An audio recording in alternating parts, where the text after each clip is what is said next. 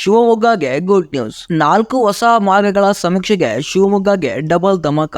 ಬರೋಬ್ಬರಿ 4 ಹೊಸ ರೈಲು ಮಾರ್ಗಗಳಿಗೆ ಟೆಂಡರ್ ಆಹ್ವಾನ.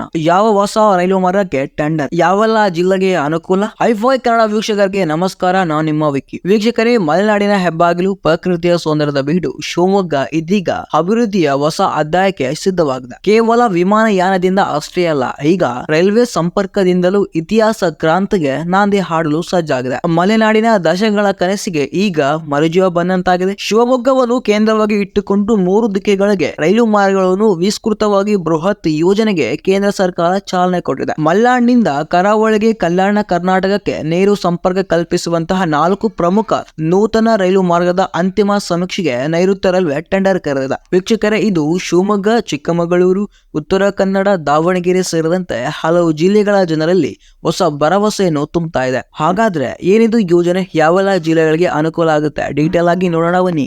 ಹೌದು, ಇದು ಶಿವಮೊಗ್ಗದ ಪಾಲಿಗೆ ನಿಜಕ್ಕೂ ಸುವರ್ಣ ಯುಗ ಅಂತಾನೆ ಹೇಳ್ತೇನೆ. ಮಲೆನಾಡಿನಲ್ಲಿ ಹೊಸ ರೈಲ್ವೆ ಕ್ರಾಂತಿ ಶುರುವಾಗಿದೆ. ಪ್ರಯಾಣಿಕರಿಗೆ ಅನುಕೂಲವಾಗುವಲ್ಲಿ ಅಂತ ಈ 4 ಯೋಜನೆಗಳ ಮಾರ್ಗಗಳಿಗೆ ಟೆಂಡರ್ ಅನ್ನು ಕರೆಯಲಾಗಿದೆ. ಮೊದಲಿಗೆ ಮಹತ್ವಾಕಾಂಕ್ಷಿಯಾಗಿ ಈ ಯೋಜನೆಯಲ್ಲಿ ಯಾವೆಲ್ಲ ಮಾರ್ಗಗಳು ಇವೆ ಎಂಬುದನ್ನು ನೋಡೋಣ. ಒಟ್ಟು 4 ಹೊಸ ರೈಲು ಮಾರ್ಗಗಳ ಸಮೀಕ್ಷೆಗೆ ಟೆಂಡರ್ ಆಹ್ವಾನ ಆಗಿದೆ. ಮೊದಲನೇದಾಗಿ ಬಹು ನಿರೀಕ್ಷಿತ ಶಿವಮೊಗ್ಗ ಶೃಂಗೇರಿ ಮಂಗಳೂರು ಮಾರ್ಗ. ಎರಡನೇದಾಗಿ 5 ದಶಕಗಳ ಹೋರಾಟದ ಫಲವಾದ ತಾಳಗುಪ್ಪ ಹೊನ್ನಾವರ ಮಾರ್ಗ. ಇದರ ಉದ್ದ 95 ಕಿಲೋಮೀಟರ್. ಇನ್ನು ಮೂರನೆಯದು, ಇದು ಕೈಗಾರಿಕಾ ಸಂಪರ್ಕಕ್ಕೆ ಅನುಕೂಲವಾಗುವಂತಹ ಭದ್ರಾವತಿ ಚಿಕ್ಕಜಾಜೂರು ಮಾರ್ಗ. ಇದರ ಉದ್ದ ಸುಮಾರು 73 ಕಿಲೋಮೀಟರ್. ಇನ್ನು 4ನೇದು, ನಮ್ಮ ಉತ್ತರ ಕರ್ನಾಟಕ ಭಾಗದ್ದು ಆಲಮಟ್ಟಿ ಯಾದಗಿರಿ. ಇದರ ಉದ್ದ ಸರ್ವೇಸಾಮಾನ್ಯ 162 ಕಿಲೋಮೀಟರ್. ಈ ಸಮೀಕ್ಷೆಗಳು ಕೇವಲ ಮಾರ್ಗ ಗುರುತಿಸುವಕ್ಕೆ ಸೀಮಿತವಾಗಿಲ್ಲ, ಬದಲಾಗಿ ಯೋಜನೆಯ ಆರ್ಥಿಕ ಲಾಭ, ಪರಿಸರದ ಮೇಲಾಗುವ ಪರಿಣಾಮ, ಭೂಸ್ವಾಧೀನ ಸವಾಲುಗಳು ಸೇರಿದಂತೆ ಎಲ್ಲಾ ಆಯಾಮಗಳ ಬಗ್ಗೆಯೂ ಕೂಡ ವಿಸ್ತೃತ ವರದಿಯನ್ನು ಸಿದ್ಧವಾಗ್ತಾ ಇದೆ.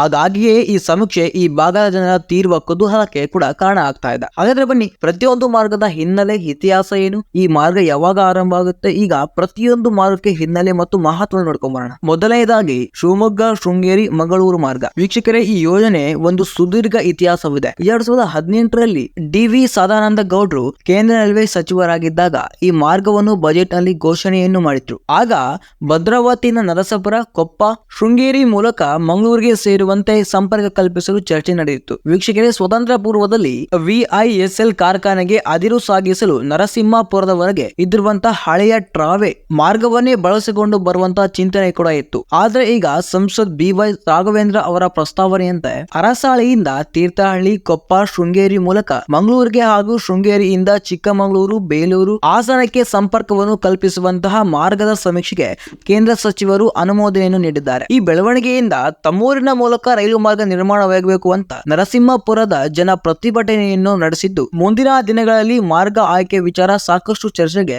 ಗ್ರಾಸವಾಗುವಂತಹ ಸಾಧ್ಯತೆ ಕೂಡ ಹೆಚ್ಚಾಗ್ತಾ ಇದೆ. ಎರಡನೇದು, ತಾಳಗುಪ್ಪ ಹೊನ್ನಾವರ ಮಾರ್ಗ. ತಾಳಗುಪ್ಪ ಹೊನ್ನಾವರ ಮಾರ್ಗ ಕತೆ ರೋಚಕವಾಗಿದೆ. ಇನ್ನು 50 ವರ್ಷಗಳ ಬೇಡಿಕೆಯಾದಂತಹ ತಾಳಗುಪ್ಪ ಹೊನ್ನಾವರ ಮಾರ್ಗದ ಕಥೆಯೇ ರೋಚಕ ಉತ್ತರ. ಎಸ್ ವೀಕ್ಷಕರೇ, ಪಶ್ಚಿಮ ದಟ್ಟ ಅರಣ್ಯ ನಡುವಿನ ಹಾದು ಹೋಗುವಂತ ಈ ಮಾರ್ಗ ಪರಿಸರ ನಾಶಕ್ಕೆ ಕಾರಣವಾಗುತ್ತೆ ಅಂತ ಈ ಕಾರಣಕ್ಕೆ ಕೇಂದ್ರ ಪರಿಸರ ಸಚಿವಾಲಯದಿಂದ ಹಲವು ಬಾರಿ ತಿರಸ್ಕೃತಗೊಂಡಿತು. ಇದಕ್ಕೆ ಪರ್ಯಾಯವಾಗಿ ತಾಳಗುಪ್ಪ, ಸಿದ್ದಾಪುರ, ಸಿರಸಿ, ಹುಬ್ಬಳ್ಳಿ ಮಾರ್ಗದ ಸಮೀಕ್ಷೆ ಈಗಾಗಲೇ ಪ್ರಗತಿಯಲ್ಲಿದೆ. ಹೀಗಿರುವಾಗ ಮತ್ತೆ ತಾಳಗುಪ್ಪ ಹೊನ್ನಾವರ ಮಾರ್ಗ ಸಮೀಕ್ಷೆಗೆ ಟೆಂಡರ್ ಅನ್ನು ಕರೆಯುವುದು ಕೂಡ ಹಲವು ಕುತೂಹಲಕ್ಕೆ ಕಾರಣವಾಗಿದೆ. ಪರಿಸರಕ್ಕೆ ಹಾನಿ ಆಗದಂತೆ ಸುರಂಗ ಮಾರ್ಗ ಅಥವಾ ಎಲಿವೇಟೆಡ್ ಟ್ರ್ಯಾಕ್ ನಂತಹ ತಂತ್ರಜ್ಞಾನ ಬಳಕೆಯ ಸಾಧ್ಯತೆಯನ್ನು ಬಳಸುತ್ತೆ ಅಂತ ನನ್ನ ಅಭಿಪ್ರಾಯ. ಇನ್ನು ಮೂರನೆಯದಾಗಿ ಮತ್ತೊಂದು ಪ್ರಮುಖ ಮಾರ್ಗವಂದ್ರೆ ಭದ್ರಾವತಿ ಚಿಕ್ಕಜಾಜೂರು. ಅಂದ್ರೆ ಬಳ್ಳಾರಿಯಿಂದ ವಿಐಎಸ್ಎಲ್ ಕಾರ್ಖಾನೆಗೆ ಕಬ್ಬಿಣದ ಅದಿರು ಸಾಗಿಸಲು ಈ ಮಾರ್ಗ ಅತ್ಯಂತ ಸಹಕಾರಿಯಾಗಿದೆ. ಇದು ಭದ್ರಾವತಿ ಮತ್ತು ಚನ್ನಗಿರಿ ತಾಲೂಕಿನ ಜನರಿಗೆ ಕಲ್ಯಾಣ ಕರ್ನಾಟಕ ಜಿಲ್ಲೆಯೊಂದಿಗೆ ನೇರ ಸಂಪರ್ಕವನ್ನು ಕಲ್ಪಿಸಿದ್ದು, ಈ ಭಾಗದ